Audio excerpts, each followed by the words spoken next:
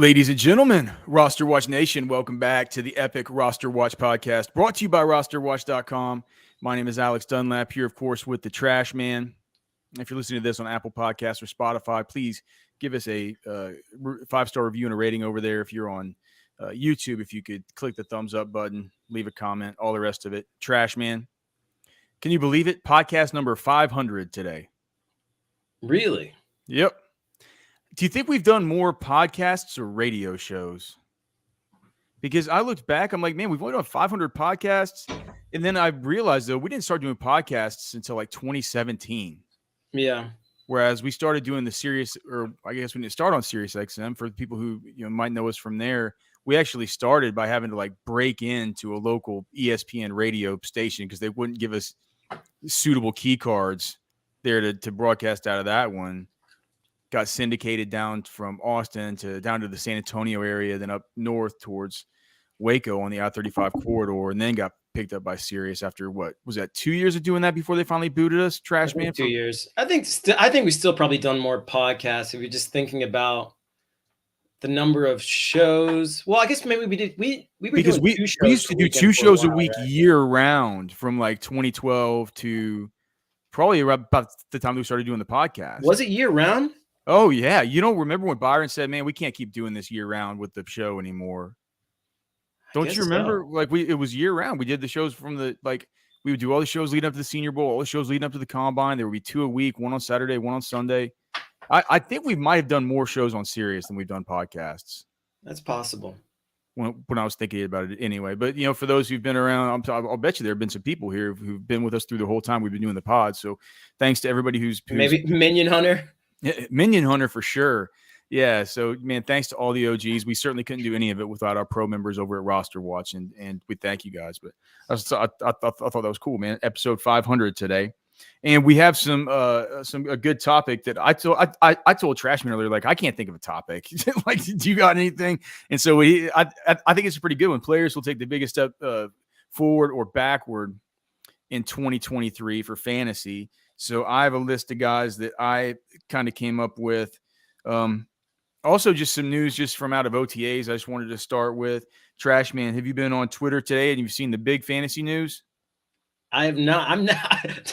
You can't afford Twitter. I'll be honest. I'm never on Twitter. All right. So it used to be a joke that you couldn't afford Twitter, but now you probably kind of can. It's like $8 a month or whatever. It's $8 a month to get all the features. So Javonte Williams is back at practice with the Broncos today. Limited, but he did take the first handoff in OTAs during a light contact period.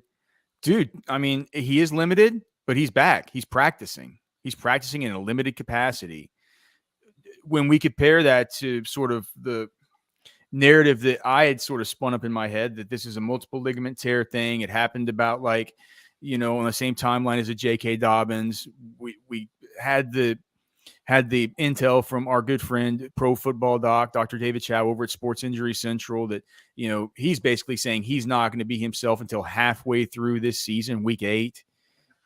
He's always a little bit conservative in his estimations. Old pro football doc, man, seen a lot, man. Those eyes have seen a lot. 17 years on the sidelines for the then San Diego Chargers. Yeah, and he's always very concerned because he's a doctor, right? He's a doctor. He's always very concerned. But I just thought, man, like if he's back practicing in OTAs when they don't really even need him, I mean, they're holding guys out of OTAs that they don't even need to be holding back. So I think that just when you hear about stuff like you and I talked the other day about how, like, say, John Mechie, right? He started the process with the Texans this year. Everybody was so happy with him getting over the what was that, leukemia or something? He had some kind of rare form of lymphoma. I don't know. God bless him. Whatever it was, I think it was some kind of leukemia.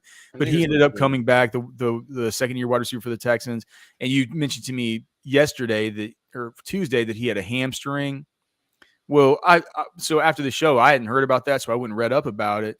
They're saying that that's nothing. They're saying he's gonna be fine. They're just like, why risk him right now after all this? We're just gonna hold him out of the rest of OTAs. To me, that Javonte Williams is just there practicing in a limited capacity and the coaches aren't saying like, screw it, man. Like after all this, we're not gonna like why put him out there limited. I think that's probably good.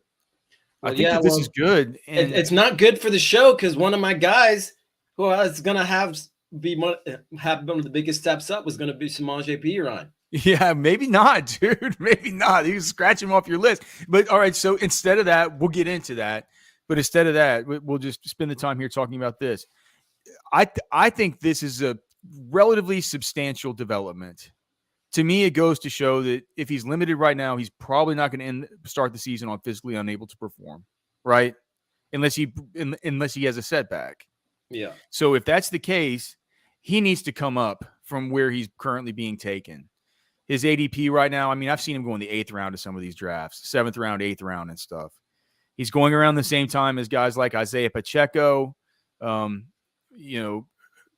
Cook and Alexander Madison, who's, very respective situations are still very much up in the air, are going ahead of Javonte Williams. James Conner, is going to play on a really, really shitty team. And who knows, like, not a picture of health, is going ahead of him. Cam Akers, who, I mean, I think he could probably have a good role and a good season, considering, I probably see Zach Evans as his biggest competition right now, is going ahead of him. Rashad White. I mean, should Javonte Williams now be going ahead of all those guys, almost sort of in his own tier before you get to the J.K. Dobbins, Dameon Pierce, Kenneth Walker? Or, I mean, should he be there with like maybe a Ken Walker? I think Rashad White is probably. I don't know if I would go above Rashad White right now. Would you go above James Conner and Cam Akers? Cam Akers, yes. Yeah, man, I think so too. I don't think he belongs in this kind of. I mean, Javonte Williams is down here with guys like James Cook and stuff. Yeah, it's just like I don't think that's right. So. The best ball cheat sheet has been updated to version 3.0 on the site. I sent that in yesterday. Our webmaster is not going to like it, but he's going to get a 3.1 here once I get to my kid's jiu-jitsu studio and can run a couple tests just with making that one quick change with Javonte to make sure it doesn't throw off anything with the position allocations as it would be. So. That's the news on him. There's also some news from the Giants, and there's been just a ton of tweets coming out of the Giants camp that Daniel Jones is just hooking up like crazy, dude. He's hooking up like Bill Dance out on Lake Fork in the middle of the summertime with with Darren Waller. Our friend Emery Hunt says, "Look, man, it's just May, but Darren Waller's the number one He's the number one receiver for this team." That doesn't surprise me. There were videos of it. There were people saying, "Wow, like that's the connection. This is what they've been missing." Longtime Giants beat reporters saying that this is different. So I thought that was interesting as well. As things stand right now, I mean, I thought we were relatively high on Darren Waller. I mean, basically having him as the tight end 7, sort of behind the. I guess I'm not really sure you can call it a big 6, but everybody knows who the top guys are: Kelsey, Andrews, and then you got however you split up Hawkinson, Kittle, Goddard, Kyle Pitts. I mean, does Darren Waller? I mean, I don't want to get 100% Darren Waller based on this news, but why not put him above Kyle Pitts? Well, that was kind of what I was kind of thinking that we could. We could do that. I think that Kyle Pitts right now has a higher ADP than Goddard, though, and so we wouldn't want to do that. What is that based upon? Just to break ADP. Let me make sure that that's right. So let's see. I'll just go to Underdog and go to the ranking section here. Tight end. So Goddard is Dallas Goddard's going at 68 overall. Kyle Pitts is going at 63.5 overall. So they're tight end 5 and tight end 6. Waller is tight end 7, but he's going a whole round later than all these guys, going at ADP of 80. We currently have Darren Waller priced in to where we would be taking him if we could get him right at ADP, basically at 78. No. I'm sorry. As early as 7, because you have a choice between Waller, Richardson, and Jahan Dotson in this particular he needs to be above that, right? What Richardson? Anthony Richardson? Yeah. I think he needs to be. I'd like a choice between Darren Waller and maybe one spot up with Brandon Cooks and David Montgomery. That's fair. Because I think that way we would get him. I think we'll get a little bit more ahead of ADP right now because these reports are going to do something here. Might as well stay ahead of it. So that's another one I'll make a note of. So we have the Javonte stuff. I'll make a change to and before testing. Because I'll be honest. I'm not excited about Pitts. I'm not. Goddard. We're not going to get Pitts. We're not going to get Pitts based on where his ADP is right now. We haven't priced in at about the same. We're basically right now we are 5 spots low on Pitts, and I've not gotten him in a single simulation or that's a single fine draft. With me. Okay, and then just the other thing. Speaking of David Montgomery, Tim Twentyman. I just saw this right as we came on, so I don't have any more news than this. As you're listening to this podcast, there might be more news, but he got hurt today. So that'll be something to kind of keep an eye on as well. They said him and I forgot who it was, some linebacker that I believe was a reserve, left the field today. I believe he said Montgomery walked off, so that's good. But that's just something we need to keep an eye on, and we need to monitor. Clearly, David Montgomery was going to be a guy who we thought could be a key piece there in Detroit on an offense that we really loved as far as that touchdown volume that we kind of saw coming last year with Jamal Williams, and made sure that our users had a lot of him on the standard cheat sheets at least. David Montgomery, I was thinking, might kind of come into that same sort of role, and so we'll just keep an eye on that thing. All right. Players poised to take steps forward and step back. You want to start? You want to go forward or back first? Well, I have it listed as I don't know. I'm a positive guy, so I don't know why I did it like this, but I started with the guys who are going to take a step back. So did I. Okay, so let's talk about the guys who are going to take a step back. I'll go first. My first one is the non-Calvin Ridley Jacksonville Jaguars wide receivers. I don't see any way that they don't. I think that the obvious point to be made is for DJ Chark taking a step back. Not only is he hurt right now and he's not practicing, but Calvin Ridley has looked really, really awesome, right? Like they're getting DJ Chark. I'm sorry, what did I say? DJ Chark? What did I mean? Zay Jones. I think that Zay Jones is practicing. I don't know why I got Zay Jones and DJ Chark mixed up in my head. I don't know. One likes to wear pants, one doesn't. Zay Jones, I think, is the obvious one to say, look, he plays outside. Calvin Ridley's going to play outside. He's going to obviously hurt him, right? With Christian Kirk, you could say, well, if he gets moved into the slot, does that mean that he's more useful? Because he's a really good player out of the slot, right? He's good out of the slot. I think I was just looking up before we came on. So Christian Kirk got 77% of his targets last year out of the slot. But here's the thing, Trash Man. If you look at it, the only thing that he was his yards after catch per reception out of the slot, his yards per route run, his ADOT, everything was worse than if you look up what he did versus man coverage, right? And so if you look at the receiving grades versus the for the receiving concept over here on Pro Football Focus, generally in the slot you're going to get a lot more zone coverages, right? A lot more man outside. Mm-hmm. And versus man, he had better everything, a better yards per route run. Like I said, better yards after catch per reception. Just a more efficient player outside. So I'm not sure if moving inside full time is something that's going to help Christian Kirk.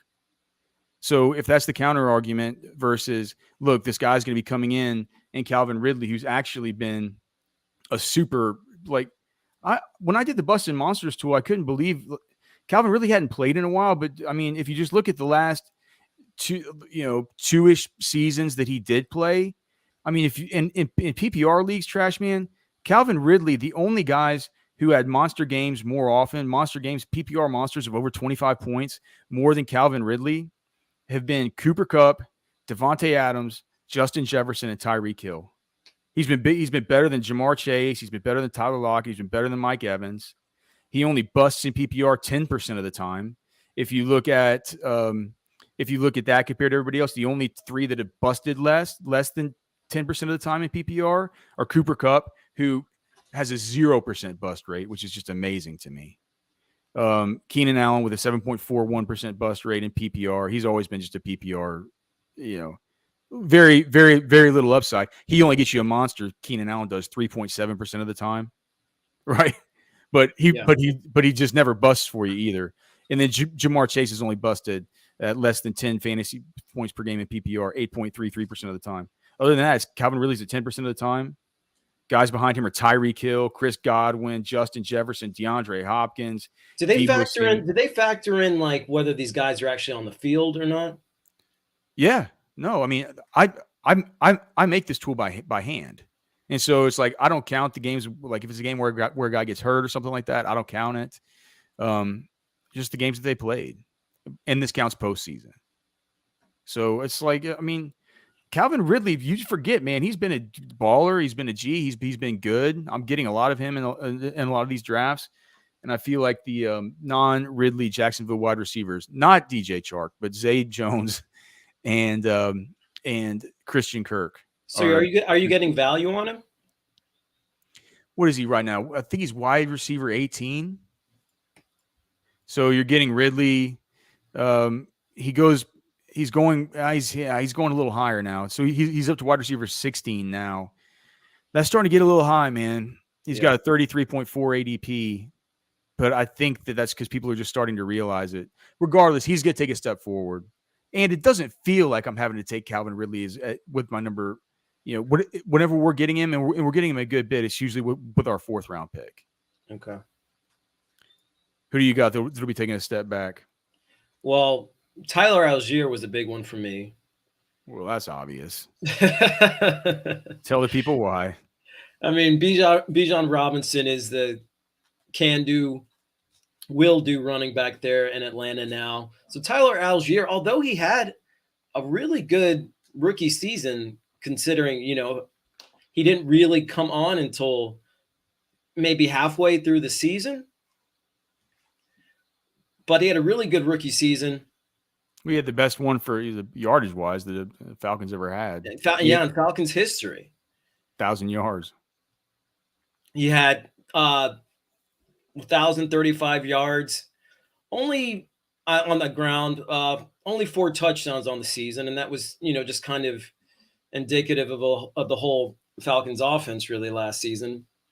But I see him taking a big step back yardage-wise this season with Bijan Robinson. You think he'll even get half what he got? Maybe he'll get 4 touchdowns on the season.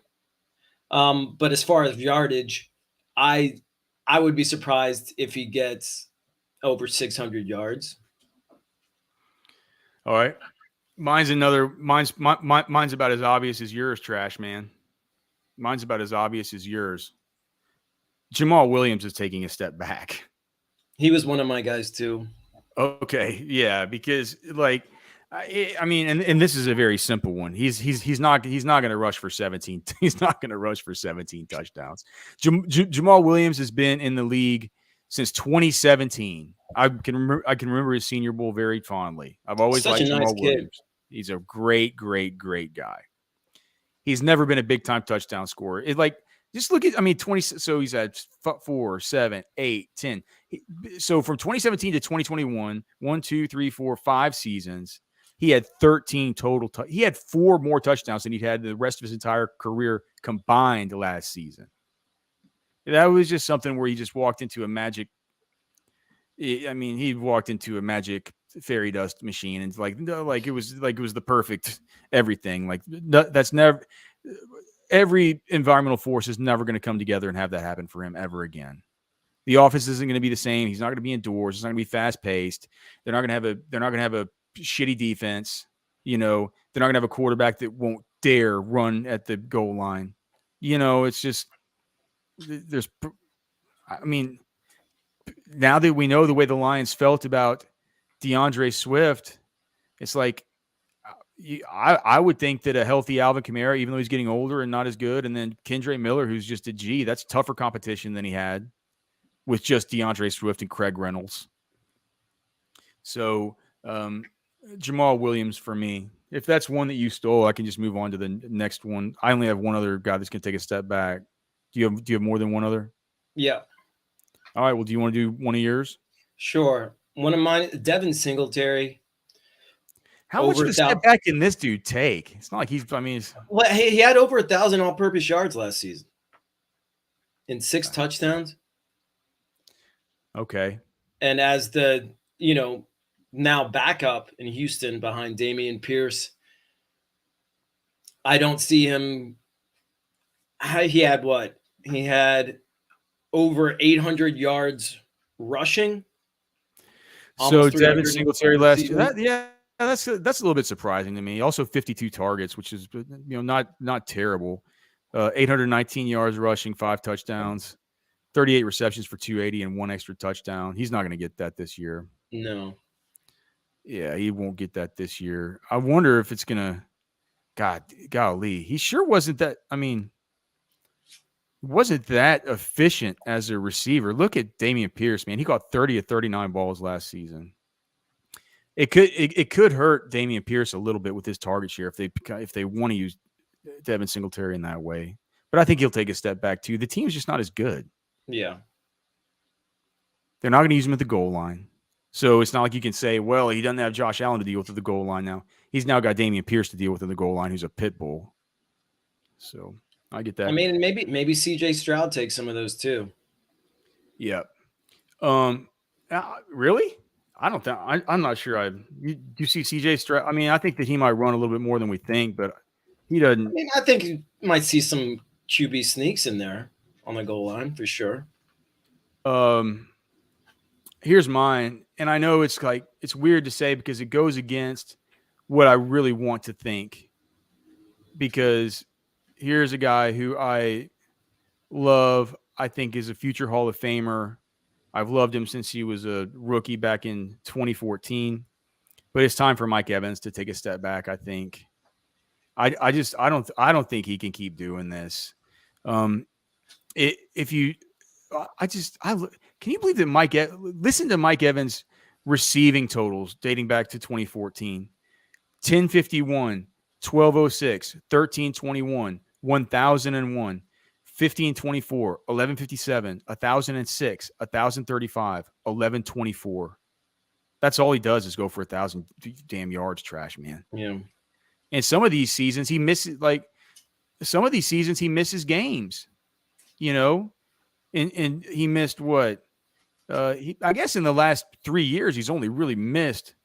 Looks like he's only missed 1 game, but some of these years, it's prior to that, he didn't get through. He only got through out of the 1, 2, 3, 4, 5, 6, 7 seasons, or 1, 2, 3, 4, 5, 6 seasons. He only got through 2 of them completely unscathed. So injuries haven't been that big a deal, but he is going to be 30 this year. And if you just look at peak individual seasons since the turn of the century for fantasy wide receivers, 80% of those come between ages 23 and 30. So, and most of them kind of come between 25 and 29. So he's out of there. And I mean, he's just going to, this quarterback play is going to be awful. He's going to get Baker Mayfield or Kyle Trask or something. The thing is, though, with Mike Evans, though, I mean, and I was thinking about it, he's up until Tom Brady, he never had a great quarterback. Yeah, well, he just needs somebody who's willing to throw it up to him.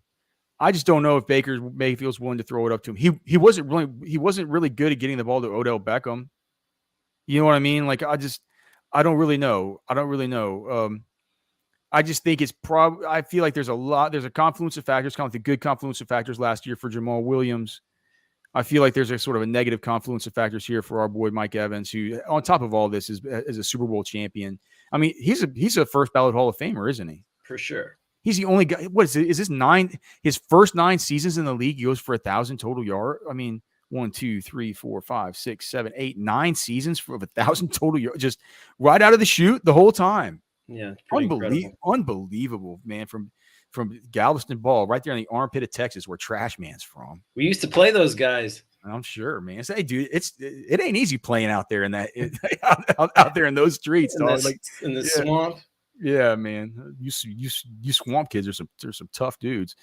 So that's all I have as far as guys who are going to be taking a step back. Do you have any others before we go to this taking a step forward? I do. I have a couple. One being Deontay Johnson. You think Allen Robinson hurts him? I think Allen Robinson hurts him. I think George Pickens continues to elevate himself in that offense.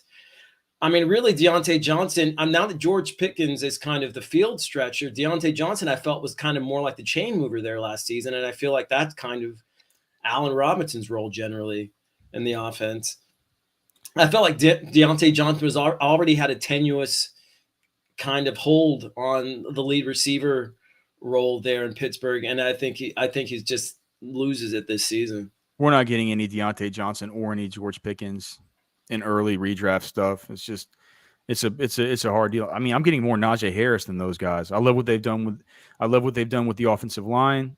I love or at least the one big addition to the offensive line, and then also I think that it's I think getting Washington from Georgia. I think that's a big deal on the edge line of scrimmage, as we've talked about, as far as helping him on those outside zone concepts. So I'm with you there. Any others that are going to take a step back? The last guy was going to be Cam Akers.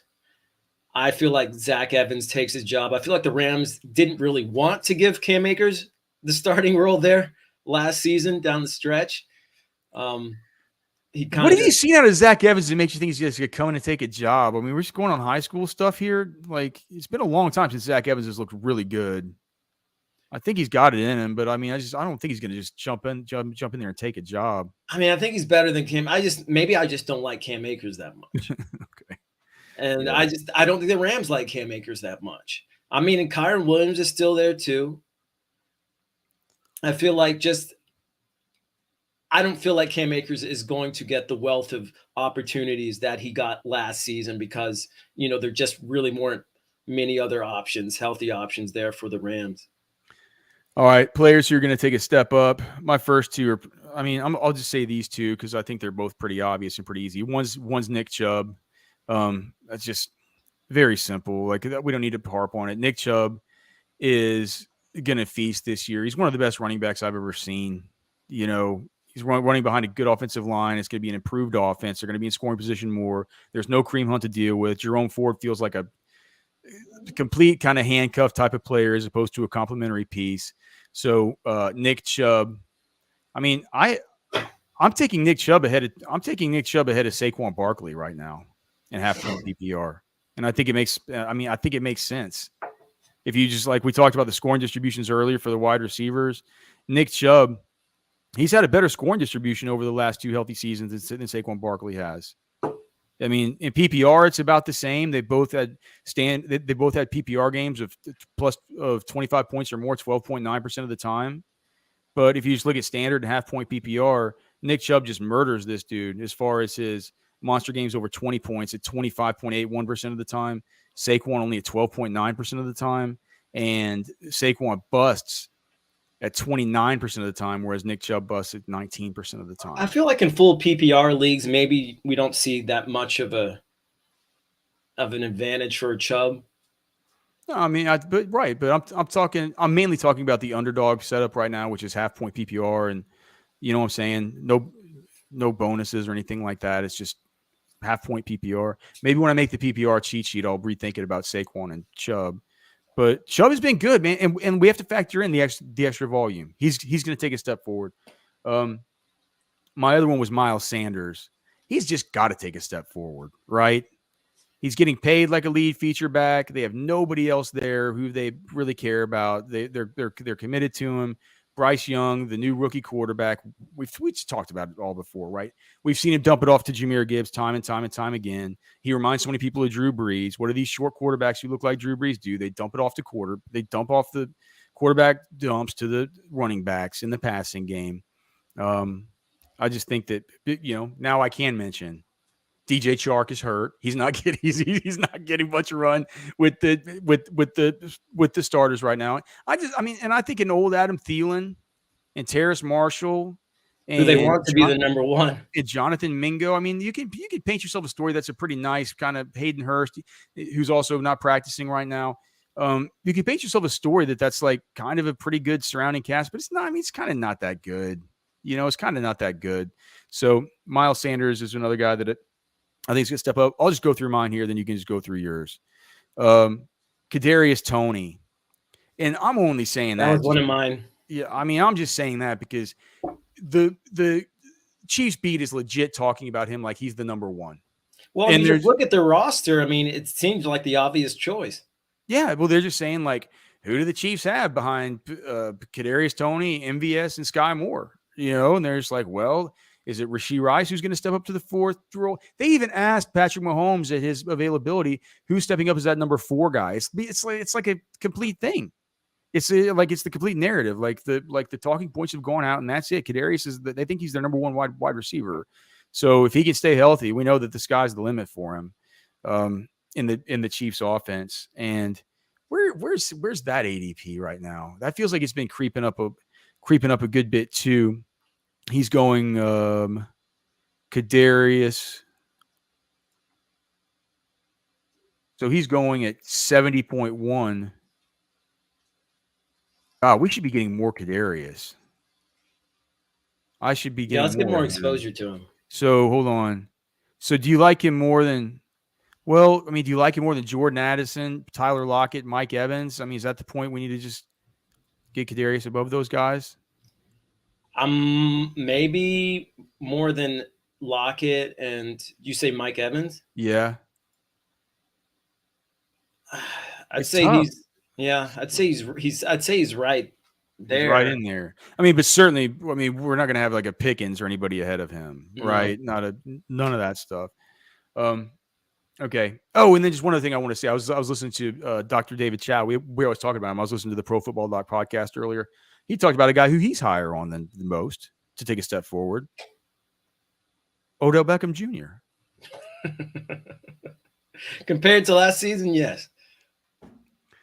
He just said, look, he's gonna be fine. He's gonna be healthy. He's gonna be 100% OBJ. So if you're into that kind of thing, maybe he could take a big step forward.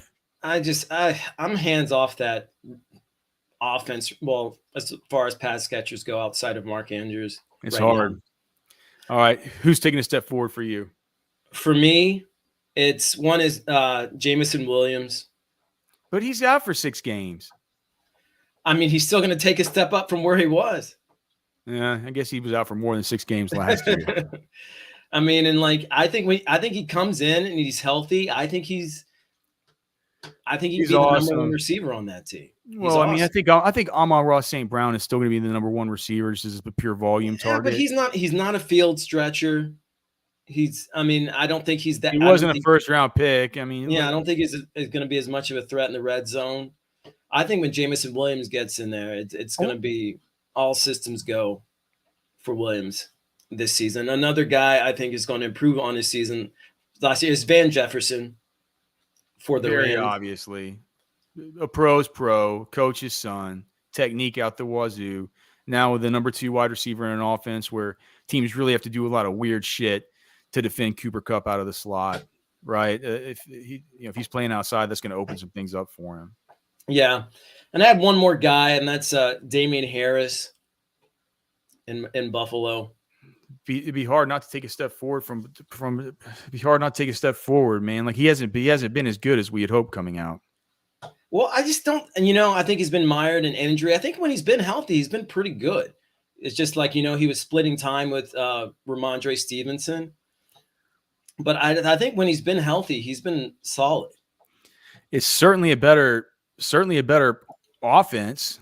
I mean, it's certainly better quarterback, better offense, all that stuff. So if you're on the clock, trash man, and you're having to make the choice between Damian Harris and Antonio Gibson, which one are you taking? In a PPR, full PPR, Antonio Gibson. Half point PPR, I'm taking Harris.